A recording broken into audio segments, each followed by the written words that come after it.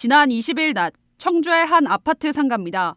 한 남성이 상가 밖으로 황급히 나가 골목길로 사라집니다. 하루 뒤 이 상가에 경찰과 119 구급대가 들어옵니다. 50대 여성이 자신의 상가에 숨져 있는 것을 귀가하지 않는 어머니를 찾으러 온 아들이 발견했습니다.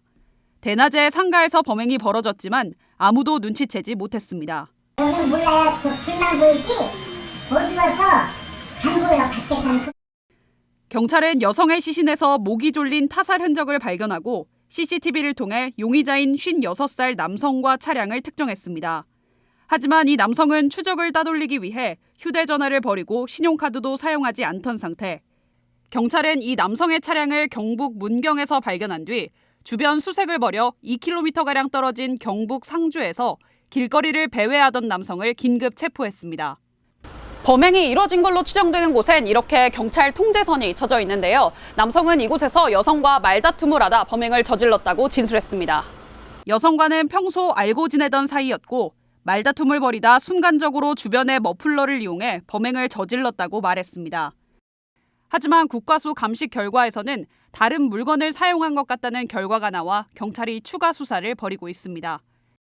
이 남성은 경찰에 붙잡힌 뒤 여성이 모욕적인 말을 해 홧김에 범행을 저질렀다고 주장해왔습니다. 하지만 법원은 이를 인정하지 않았습니다. 범행 전 피해자가 혼자 있는지 확인했고 범행 후에는 증거를 인멸하는 등 사전에 계획한 범죄라는 겁니다. 다만 피고인이 형사처벌을 받은 전력이 없으며 살인을 다시 범할 개연성이 없다면서 징역 27년을 선고했습니다. 숨진 피해자의 아들은 온 세상을 잃었는데 최고형을 선고해도 부족하다면서 분통을 터뜨렸습니다. 20살 때 이혼을 해서 어머니 혼자서 이제 저랑 동생 둘을 키우신 건데 저희한테는 세상이었거든요. 그 세상을 잃어버렸는데 그 세상에 대한 값이 고작 27년이니까. 앞서 무기징역을 구형한 검찰은 판결 내용을 면밀히 살펴 항소 여부를 검토하겠다고 밝혔습니다. 한편 숨진 여성은 사건 2달 전부터 3차례 신고했는데 경찰이 출동해 남성에게 경고 조치만 했던 사실이 드러나면서 교제폭력 피해자 보호법을 만들어야 한다는 목소리가 높아지고 있습니다.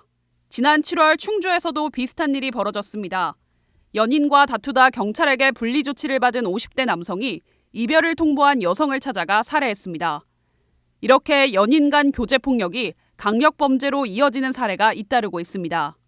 일반적인 폭행과 달리 쉽게 신고하기 어렵고 신고한 뒤에도 가해자와 관계를 쉽게 끊어낼 수 없는 경우가 많습니다.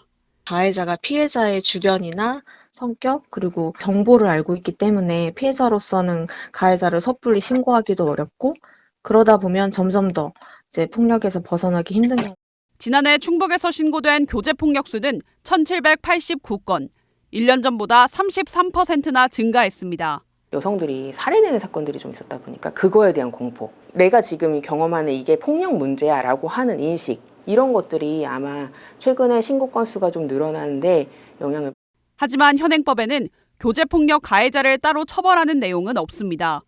주로 폭행이나 협박으로 처리되는데 피해자가 원치 않으면 처벌할 수 없는 반의사 불벌죄입니다. 피해자는 보복이 두려워 처벌 의사를 밝히지 못하는 건데 피해자 의사가 확실하지 않다는 이유로 경찰 대처는 소극적인 경우가 많습니다. 내가 어떻게 할 거야.